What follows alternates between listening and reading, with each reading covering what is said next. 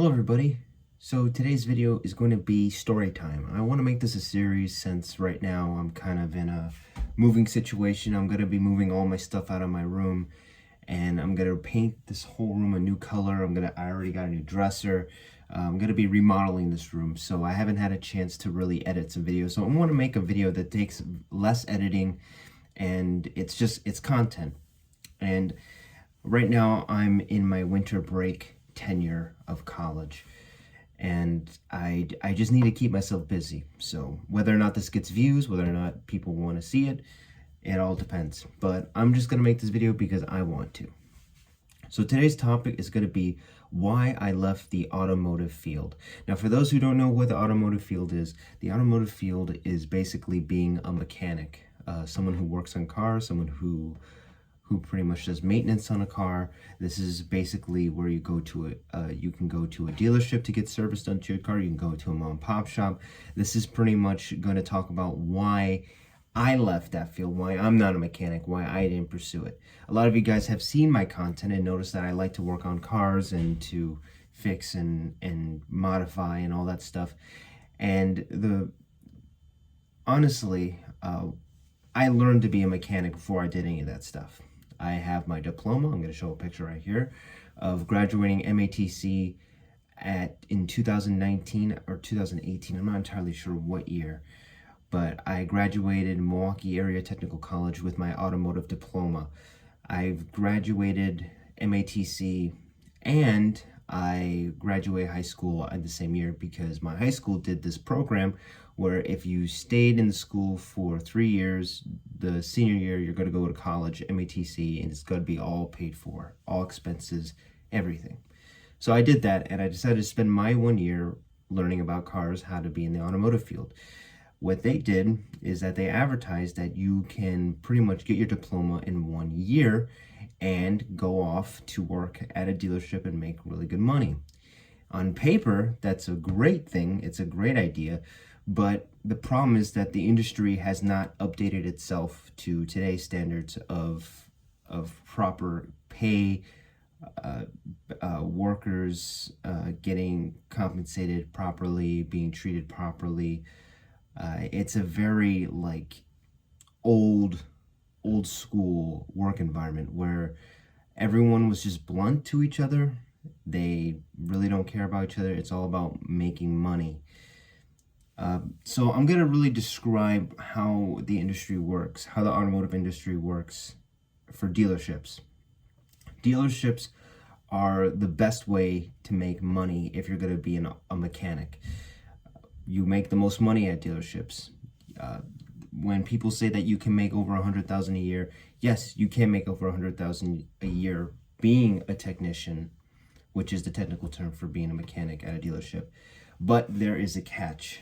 The catch is that it's not hourly, it's not salary, it is flat rate. And for those who don't know what flat rate is basically a method of which you get paid by the job, by how many hours it takes to do a job. So let's say you're doing an oil change.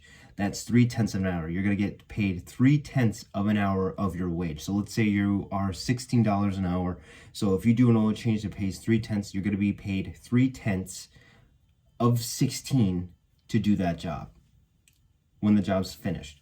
Depending on how many jobs you do, you can stack it up. You can get a lot of hours done at a short time span. So you can pretty much do I've heard people doing 60 hours in 1 week, and other people not getting enough hours. This is pretty much a way that you can earn money by how well you perform and how well business does. So if business is doing well and you're selling coolant flushes, transmission flushes, and all that stuff, you get paid. It's a system that rewards you for working really hard, and it's a system that rewards you when business is doing good. The problem with that is the system only works when the work is evenly dispersed and the dealership itself is making good money, which again only happens if there's a good manager. The reason why dealerships are such a controversy in the automotive world, it is because it's management hell. dealerships go through managers like a revolving door. That's what my teacher told me a while back. And it's true. Managers don't really last in that position long. So they try to run the shop their style. And then whether it's a year or a couple of months, they leave, and then we're waiting for a new manager, and then he runs things his way. And the problem with that is because when you have a manager that keeps changing, you get changing employers. It really shakens the whole ecosystem of the workplace. So a lot of people are either stressed that they're not going to make money because they're not getting orders, they're not getting work, because dealerships are expensive. When you take your car to a dealership, it's a lot of money for services. When I took my CRV to the dealership to get my 4 tires, alignment, and I think that was it, 4 tires and alignment, it was $600 for that. Let's say you completed college and you have your diploma. They're not going to give you the top spot. They're not going to give you the master tech position. You got to earn it. You have to work for it. And what I didn't like about that is that even though I went to school, I got training and all that stuff, I still had to start all the way at the bottom. So it really makes it seem as if going to school is for this kind of stuff is kind of pointless.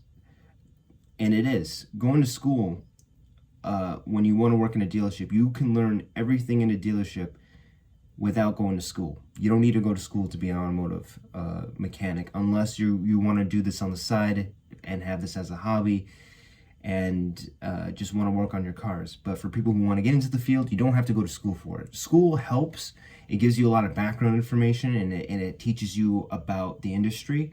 But if you want to learn about working on cars, working at a dealership is the best way to learn, because they teach you, you get to see the problems live in action. You get to see how they're dealt with.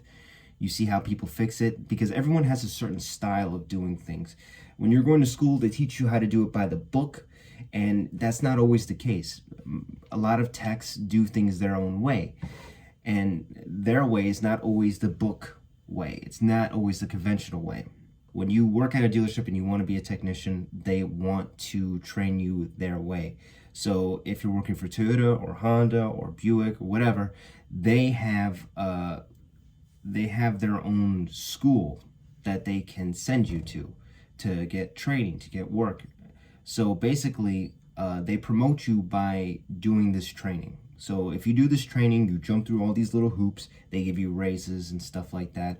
And that's what gives them to justify them giving you a raise. Because if you're just a loop tech and you're just doing all this good work and stuff and you want a raise, they're not going to give you a raise. They're going to be like, hey, why don't you jump through these hoops to do your training?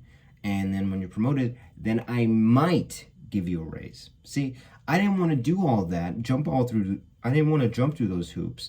And on the chance that I might get a raise, I want to know that I get a raise because I know I deserve a raise. Of course, that's not always the case. Sometimes they do give you a raise depending on how well you do. But most of the time, if you start from the bottom, they're going to use you as a workhorse. And that's that. You just have to accept it. If you guys enjoyed this video, please let me know down in the comments down below. And I'll see you guys in the next one. Peace.